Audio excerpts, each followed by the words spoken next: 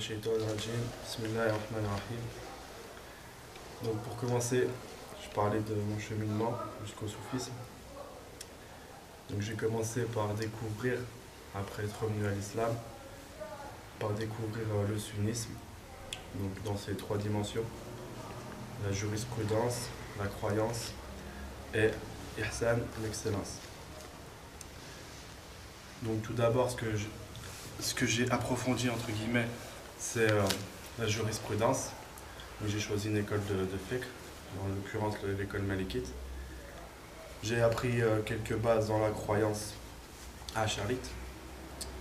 Et après, je me suis donc dirigé, j'ai plutôt fait des recherches sur le tasawwuf. Donc pour faire ces recherches, j'ai pris contact avec des turuq, avec des muqaddem ou des anciens disciples, le plus souvent dans ma région, ou alors via internet pour ceux qui n'étaient pas dans ma région. J'ai fréquenté les assises pendant quelques mois. Et ce que j'ai trouvé dans ces turuq, c'est quelque chose d'assez... Il y a du bon et du moins bon.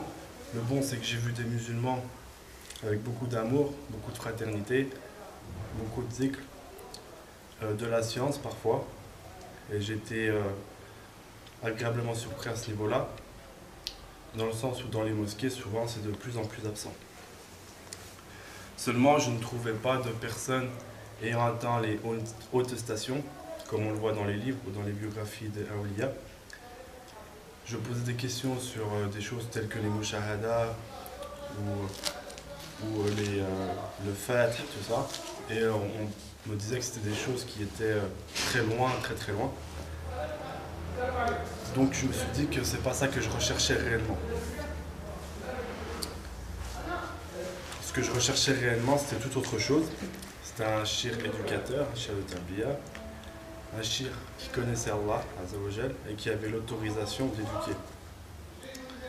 Un shir qui me permettrait moi aussi d'avoir un réel cheminement vers Allah, de m'élever, de le connaître. Et donc c'est ce que je recherchais en posant des questions aux personnes susceptibles de pouvoir me répondre. Donc j'ai fait cela jusqu'au jour où je suis tombé, grâce à un frère, sur le site de la Tariqa Kalkiria.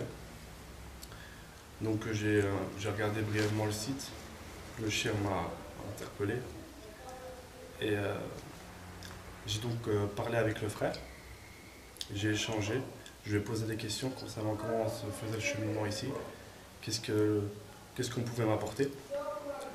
Et j'ai été plus que satisfait des réponses. Je me disais que jusqu'à maintenant, c'était à peu près ce qui se rapprochait le plus de ce que je recherchais. Donc une première fois, je suis venu au Maroc et je ne suis pas venu jusqu'à la Zaouïa. J'étais venu avec l'intention d'aller jusqu'à la Zaouïa, je ne suis pas venu parce que, à cause de mise en garde ou de peur personnelle, je suis rentré après en France et j'ai regretté ça. J'ai parlé avec un autre muqaddem d'une autre voie et je trouvais qu'il n'y avait plus de goût, je ne pouvais plus aller ailleurs que chez Sidi Mohamed Fawzi al-Karkari. Donc je suis revenu quelques mois après.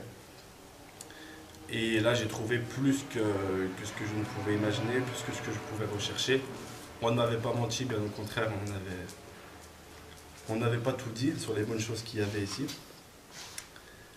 Donc après ça, j'ai pris un jour après être arrivé, j'ai pris le bay'a, j'ai pris l'engagement, le pacte avec le cheikh. On m'avait dit que je verrais la lumière dès le pacte.